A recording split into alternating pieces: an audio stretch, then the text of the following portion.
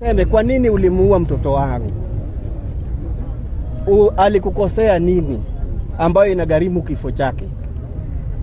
Watu wanaongea kuhusu mambo ya ufisadi, hata ni wengi kabisa katika nchi hii yetu. Kwa nini mtoto wangu pekee abebe, na ni mtoto wangu mmoja wa kipekee?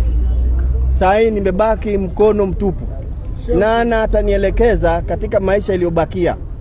Mtoto wangu nimemsomesha kwa taabu katika kaunti ya Kilifi kwa kazi ya Kware, nikijinyima kwa ajili ya mtoto wangu kusoma.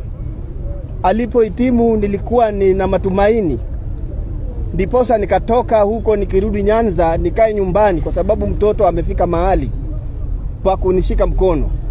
Sasa leo hii umenivunja mkono, umeniua. Kwa nini uniue? Unanidai nini?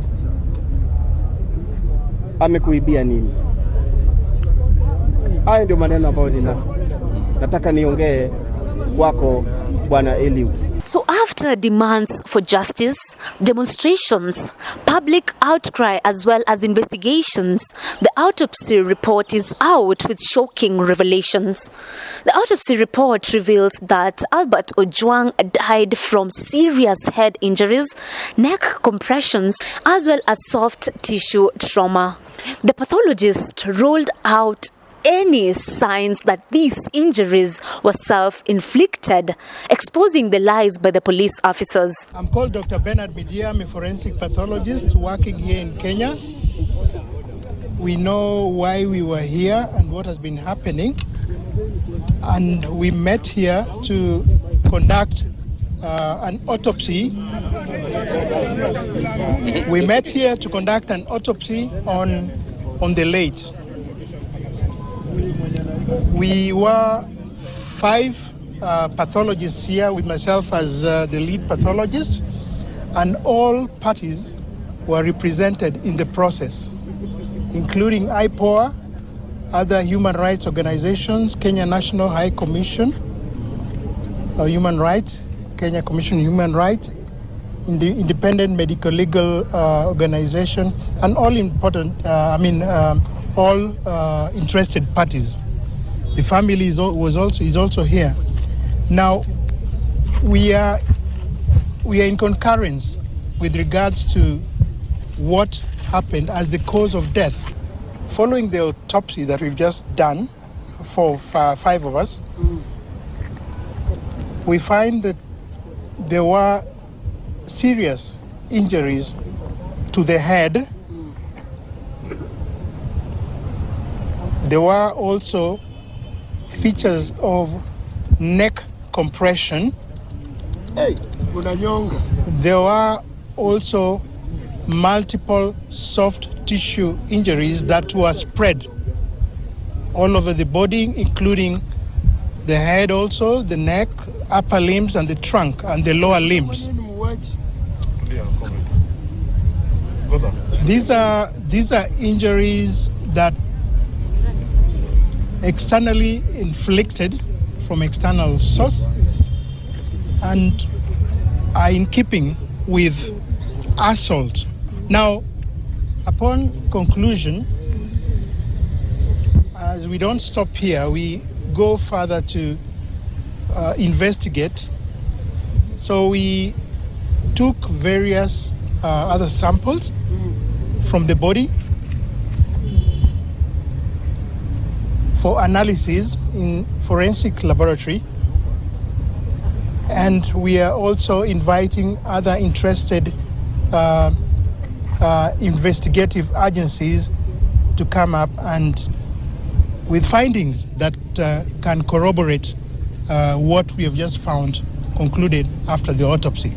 Well, the police indicated that he hit his head against the wall while in custody. The lead pathologist, Dr. Bernard Midia, has revealed that the soft tissue injuries as well as compressions on the neck, these are injuries which are consistent with assault. And he says that they seemed to be a struggle, but it is difficult to determine the timelines which are involved with the torture that he endured. The time span, it's within a short time. It could be Same time, it could be within 1 day, 2 days, or several days, but it's difficult to tell and date them, temporarily, as in times of space. The cause of death is very clear, as I've just mentioned. Head injury. We also have neck compression, and we also have other injuries spread all over the body that are pointing towards assault. He also explained that hitting on the wall, which are injuries on blunt surfaces, the injuries are consistent with frontal bleeds.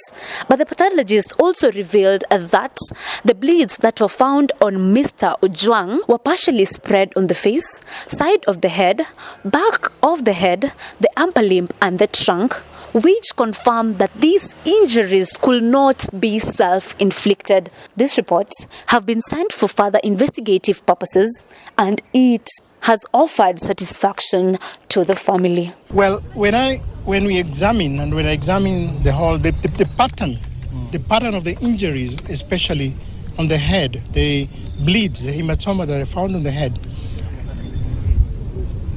hitting against a blunt surface, a wall, would have a particular pattern, a frontal bleeds. But the bleeds that we found on the scalp, on the skin of the head, was partially spread on all aspects, including the face, the sides of the head, and also the back of the head. When we tie up together with other injuries that are well spread in the body, including the upper limbs and the trunk, then this is unlikely to be self-inflicted injury. Thank you. Another question. Were there signs of self-defense? We have found a number of injuries. What I've just mentioned, maybe because of the audience, I'll not describe them here in more detail. Please do. But what I would generally state is that there were signs of struggle within that. There were signs of struggle generally for consumption, but they are well described in the report that we'll deliver for consumption for investigative purposes. Yes. One last one. I know briefly the family. Is the family satisfied? Yes, we have all of us. We are 5 pathologists, and often we invite pathologists to represent different parties that are interested in this, and the family is well represented, and we are in agreement as to what I'm speaking here now. We're in concurrence, that's so to speak. Yes.